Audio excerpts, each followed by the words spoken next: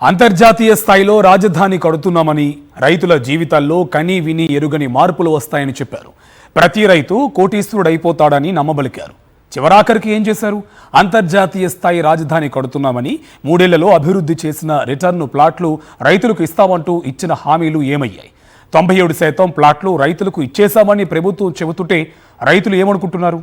2014లో అధికారంలోకి వచ్చిన వెంటనే చంద్రబాబు ప్రభుత్వం కొత్త రాజధాని పేరుతో భారీ హడావుడి చేసింది. తుళ్లూరు, తాడికొండ, మంగళగిరి మండలాల్లోని 29 గ్రామాలను రాజధాని ప్రాంతంగా ప్రకటించింది. ఆ తర్వాత భూ సమీకరణ పేరుతో వేలాది మంది రైతుల దగ్గర నుంచి దాదాపు 36,000 ఎకరాల భూమిని ప్రభుత్వం తీసుకుంది. ప్రభుత్వ భూములు, అటవీ భూములు కలిపి మొత్తం 53,000 ఎకరాలకు పైగా భూమి ప్రభుత్వ చేతుల్లోకి వెళ్లింది.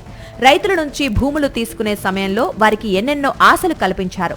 మీరు భూములు ఇస్తే కోటీశ్వర్లు అవుతారు, మీ గ్రామాలు సింగపూర్లా మారిపోతాయి, 3 ఏళ్లలో అంతర్జాతీయ స్థాయిలో అభివృద్ధి చేసిన ఫ్లాట్లు మీ చేతిలో పెడతాం అంటూ బాబు ప్రభుత్వం విపరీత ప్రచారం చేసింది. కేవలం ప్లాట్ల హామీలే కాదు, రాజధాని గ్రామాల్లో ఉన్న ప్రతి కుటుంబానికి భరోసా కల్పిస్తామని ప్రకటించింది. ఇంటికో ఉద్యోగం, గ్రామాల అభివృద్ధికి ప్రత్యేక నిధులు, నిరుద్యోగులకు వడ్డీ లేని రుణాలు, ఉచిత విద్య, ఉచిత వైద్యం, జాతీయ ఉపాధి హామీ పనులు, ఇలా ఎన్నో హామీలు అప్పట్లో ఇచ్చారు. రాజధాని 29 గ్రామాల్లో ఉన్న పిల్లలకు యూకేజీ నుంచి పీజీ వరకు ఉచిత విద్య ఇస్తామని చెప్పారు. ఏ వ్యాధి వచ్చినా ఉచిత వైద్యం అందిస్తామని అధికారిక ప్రకటనలు చేశారు. చంద్రబాబు ఇచ్చిన హామీలన్నీ బుట్టదాఖలయ్యాయని తెలుసుకుంటున్నారు రాజధాని ప్రాంత రైతులు. భూములు తీసుకున్న తర్వాత మంత్రులు, అధికారులు తమ గ్రామాల వైపు కూడా చూడలేదని అన్నదాతలు ఆవేదన చెందుతున్నారు. సమస్యలు చెప్పుకోవడానికి సిఆర్డీఏ చుట్టూ తిరిగినా పరిష్కారం కాలేదని అంటున్నారు. రైతులకు ఇచ్చే రిటర్న్ ప్లాట్ల విషయంలో ఆ ప్లాట్లు ఎక్కడ ఉన్నాయి, ఎవరికే ప్లాట్ వచ్చింది, ఎలాంటి అభివృద్ధి చేశారు అనే ప్రశ్నలకు సమాధానం లేకుండానే కాలం గడిచిపోయిందని రైతులు మండిపడుతున్నారు. 3 ఏళ్లలో ప్లాట్లు ఇస్తామని చెప్పినా 11 ఏళ్లు దాటిపోయాయి. అంతర్జాతీయ స్థాయిలో అభివృద్ధి చేసిన ఒక్క ప్లాట్ కూడా రైతుల చేతిలో పెట్టలేదని వారు అంటున్నారు.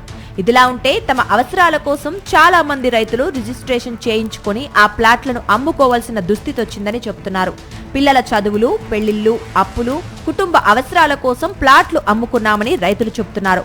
ప్రభుత్వం రిటర్న్ ప్లాట్లను అభివృద్ధి చేస్తుందనే నమ్మకం లేకే అమ్ముకుంటున్నామని చెబుతున్నారు బాధిత రైతులు. రాజధాని రైతుల్లో 97.80% మందికి ప్లాట్లు కేటాయించామని ప్రభుత్వం ప్రకటించింది.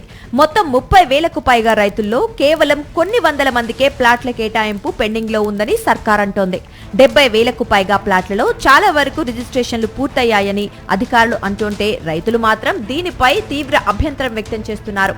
అభివృద్ధి చేసిన ప్లాట్లు ఇస్తామని భూములు తీసుకున్నారు, కానీ అభివృద్ధి చేయకుండానే ఇప్పుడు ప్లాట్లు ఇచ్చేశామని చెబుతున్నారంటూ రైతులు మండిపడుతున్నారు. భూములు ఇచ్చిన రైతులు ఇంకా అభివృద్ధి చేసిన ప్లాట్ల కోసం ఎదురు చూస్తుండగానే ప్రభుత్వం మాత్రం ప్లాట్లు ఇచ్చేశాం అంటూ ఉండడం కొత్త వివాదానికి కారణమవుతోంది. అంతర్జాతీయ రాజధాని అని చెప్పిన అమరావతిలో రైతులకు ఇచ్చిన హామీలు అరకొరగా తప్ప మిగతావి అమలు కాలేదని రైతులు వాపోతుంటే ప్రభుత్వం మాత్రం తమ పని అయిపోయింది అన్నట్లుగా చెబుతుండడం తీవ్ర చర్చనీయాంశంగా మారింది.